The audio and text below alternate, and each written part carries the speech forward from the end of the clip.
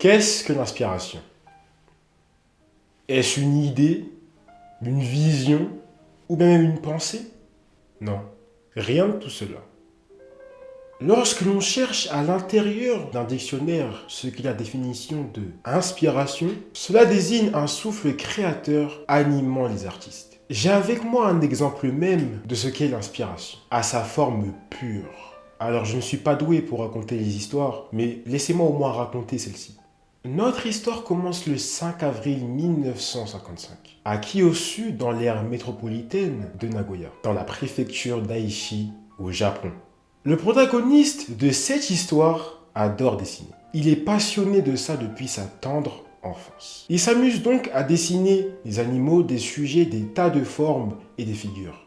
Les productions de Disney, les films d'action, les films de science-fiction, notamment Star Wars, les films d'arts martiaux et la littérature chinoise, vont être ses sources d'inspiration tout au long de sa vie et même de sa carrière. Et tout ça depuis son plus jeune âge. Il pouvait passer ses journées entières à dessiner. Et il nous dit même en interview qu'il n'était bon qu'à ça. Son talent pour le dessin l'a grandement aidé pendant ses sujets au collège et ses œuvres amateurs. Ayant étudié l'art au lycée, il aiguise son talent. Et malgré l'opposition de ses parents, il poursuit sa carrière dans le manga. Et il avait raison. Alors il travaille en tant que designer un certain temps, mais après 2 ans de retard et d'embrouille avec sa hiérarchie, il trouvait qu'il ne convenait pas au monde du travail. De par quoi? De par sa façon d'être. Alors notre protagoniste démissionna et malheureusement eut une très grosse période difficile pour lui. Et dans cette période-là, dans sa vie, il avait du mal à joindre les deux bouts. Parce que c'était souvent des problèmes financiers et des instabilités dans sa vie, qu'elles soient personnelles ou professionnelles.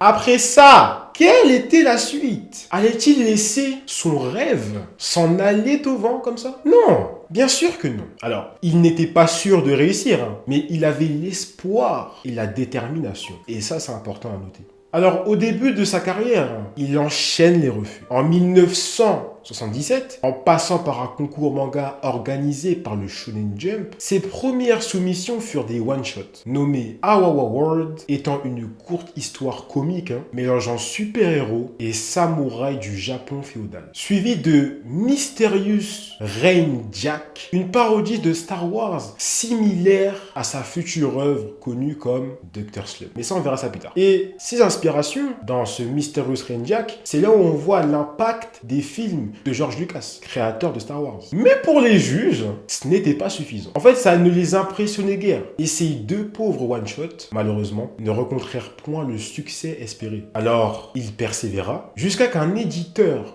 du Shonen Jump, Kazuhiko Torishima, lui envoya un télégramme, pas un télégramme d'application, il lui envoya un télégramme l'encourageant de ne pas abandonner et de surtout le contacter pour un potentiel travail tous les deux. On sait jamais, peut-être que ça peut coller et en plus c'est pas nouveau qu'un mangaka s'associe avec un éditeur pour des fois faire des œuvres et tout. C'est pas nouveau. Et ce Torishima, c'était son premier fan.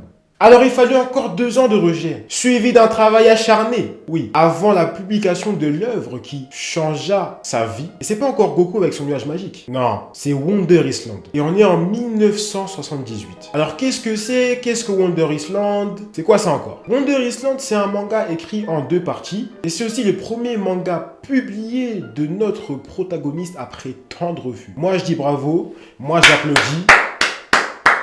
J'applaudis. Alors, la première partie de Wonder Island a été publiée dans le Weekly Shonen Jump en novembre 1978. Et la seconde partie a été publiée dans un numéro spécial, cette fois-ci, du Weekly Shonen Jump en janvier 1979. L'histoire se déroule sur une île étrange et loufoque. Et donc, du coup, cette île, c'est Wonder Island, elle est nommée comme ça. Et là-bas, il y a des êtres très bizarres. Carrément, Google dit qu'elles sont aussi absurdes qu'un poisson nageant dans l'air avec une bouteille d'eau dans le dos. Il y aura aussi un singe qui fait du skate sur l'île à Skip. Et le perso principal, c'est un gars qui ressemble à Tarzan avec des lunettes de soleil.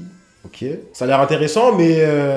Alors du coup, ça nous dit que dans la première partie du manga, le faux Tarzan aura affaire avec un aviateur nommé Izo Furushuni. Et dans la seconde partie, ce sera contre l'inspecteur Harry qu'il devra défendre. Malgré l'originalité extraordinaire, parce que moi-même, j'aurais pas sorti des idées comme as, d'où ça sort, l'histoire n'a pas convaincu les gens et a fini un peu aux oubliettes, quoi. Alors l'histoire a fini dernière du sondage de popularité du Weekly Shonen Jump. Aïe aïe aïe. Mais en vrai, j'ai envie de dire c'est pas mal pour un début. Ce n'est pas mal du tout même. Il n'y a pas beaucoup de gens qui pourraient faire ça. En vrai, à cette époque-là, surtout c'était une époque où il fallait encore prouver ce qu'étaient les mangas en vrai. Même si c'est le Japon. Alors du coup, on fait quoi? Qu'est-ce qu'on fait? On s'arrête, on remballe tout, on ferme la valise? Qu'est-ce qu'on fait? On s'arrête sur un flop ou on continue? Non, on continue. Pourquoi s'arrêter de si beaux chemins? Parce que même si Wonder Island n'a pas convaincu le public, ni moi d'ailleurs, désolé, ça a ouvert une voie, une porte que notre protagoniste espérait ouvrir en tant que mangaka. Et c'est pas n'importe quel mangaka qui aurait pu ouvrir cette porte à ce moment-là. Donc qu'est-ce qui se passe? Eh ben il taffe. Il taffe.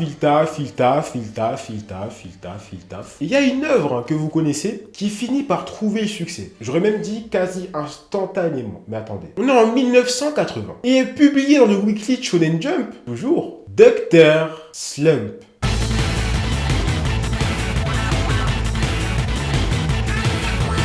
Dr. Slump est une série de mangas humoristiques qui met en scène un scientifique pervers, le Dr. Slump, et Harald, sa fille robot super puissante. Alors la série a rencontré un succès phénoménal et a été adaptée même en animé. Et bon, je vais pas regarder ça, une fois remake. C'est un peu trop vieux à mon goût, tu vois, c'est chaud. Et là, c'est bon. Là, le succès, il est phénoménal. Ah oui. Parce que ce soit au Japon ou même en Europe, ça a touché là quand même. Ça a touché les Occidentaux. En particulier l'Italie et l'Espagne, parce que je sais pas, même nous en France, ça commence à arriver, mais tu vois que ça bloque. Et l'influence est grande, surtout. Les gars, vous connaissez tous Jackie Chan, avec son film Karate Kid, avec Jaden Smith. Voilà, vous connaissez tous. Ce film nous a tous marqué. Il est magnifique. Et bah lui, Jackie Chan, pour rendre hommage à l'œuvre qui est Dr. Slump, il va se déguiser en Harald dans son film Le flic de Hong Kong. Et cette fois-ci, il y a des récompenses pour l'œuvre de notre protagoniste. Alors la série remporte donc le prix de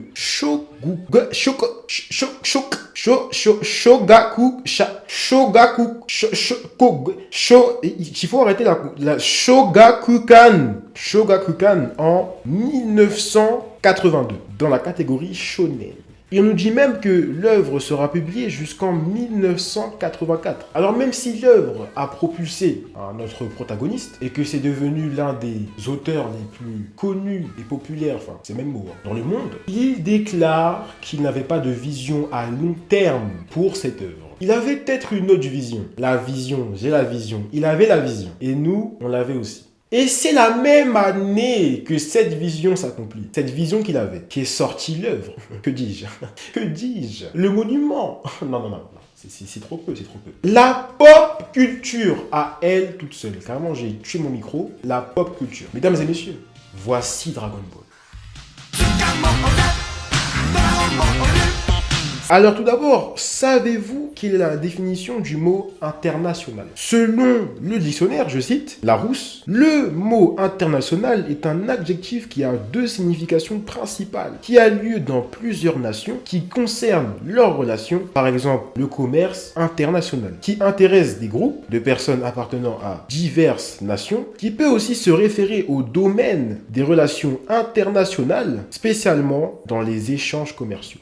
Alors, dans cette définition du dictionnaire Larousse, on peut remarquer plusieurs mots. Commerce, diverses, relations au pluriel et échange. Tous ces mots ont un point en commun. C'est qu'ils sont tous liés à l'interaction et à la communication. C'est les mêmes mots aussi. Le mot commerce implique l'échange de biens et de services entre des parties. Le mot diverses peut se référer à une variété de choses, y compris des personnes, des lieux, des idées, qui peuvent interagir ou communiquer entre elles. Le mot relation peut représenter les liens ou les interactions entre deux ou plusieurs parties, et le mot échange est le processus de donner et de recevoir qui peut impliquer des biens, des services, des idées et des informations. Alors tout ce que je viens de dire venant de Google là, est-ce que vous trouvez pas que ça ressemble un peu à Dragon Ball? Que ce soit d'un point de vue monétaire ou d'un point de vue planétaire, Dragon Ball fut l'œuvre de toute une vie. C'est l'œuvre qui rendit la vie des gens plus heureuse en allant à l'école ou au travail. C'est l'œuvre qui du jour au lendemain motiva une multitude d'artistes à se bouger. Dragon Ball, c'est l'œuvre qui inspira toute une génération, la génération suivante et la génération d'après. Dragon Ball fut l'inspiration de tous. C'est l'œuvre qui inspira Yoshihiro Togashi, auteur de Yu Yu Hakusho et Hunter x Hunter, Ichiro Oda, auteur de Wanted, Romance Down et One Piece, Masashi Kishimoto, auteur de Naruto, Tsukubo, auteur de Bleach, Hajime Sayama, Kohei Horikoshi, Tsugumi Oba, Koyaru Gotoge, Gege Akutami, Ishida Sui et tellement d'autres, et j'en passe. Notre protagoniste fut l'inspiration dans toute la pop culture. Alors qu'est-ce que l'inspiration? Est-ce une idée? Une vision peut-être. Alors une pensée? Non, rien de tout ça. L'inspiration, c'est vous. L'inspiration, c'est l'espoir. L'inspiration, c'est la détermination à toute épreuve. C'est la définition exacte de ce que représente le shonen dans le monde du manga. Et c'est peut-être même la définition exacte de tout artiste déterminé dans ce monde. Ce n'est ni l'idée, ni la vision, ni la pensée. C'est la capacité à ce qu'a un artiste à rester lui-même, tout en gardant l'espoir de réussir et ayant une détermination à toute épreuve. Tout au long de sa vie, notre protagoniste a su rester droit et déterminé. Malgré les épreuves qu'il a subies, les doutes qu'il a ressentis et les refus qu'il a encaissés, il n'a jamais abandonné. Il est toujours resté droit et n'a jamais rien lâché. Et même si quelque chose vous semble inatteignable, rappelez-vous que ce n'est pas impossible. D'une façon ou d'une autre, si vous êtes fait pour ça, vous êtes fait pour ça. Alors merci protagoniste, tu auras été une inspiration pour tous et nous te remercions. Merci Akira Toriyama.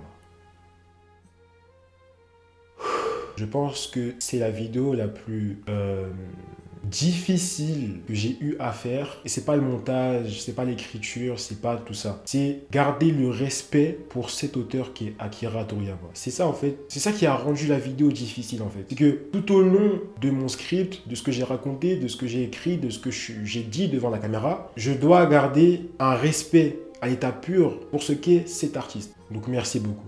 Merci de m'avoir écouté. C'est tout ce que j'avais à dire. C'était Mirotam.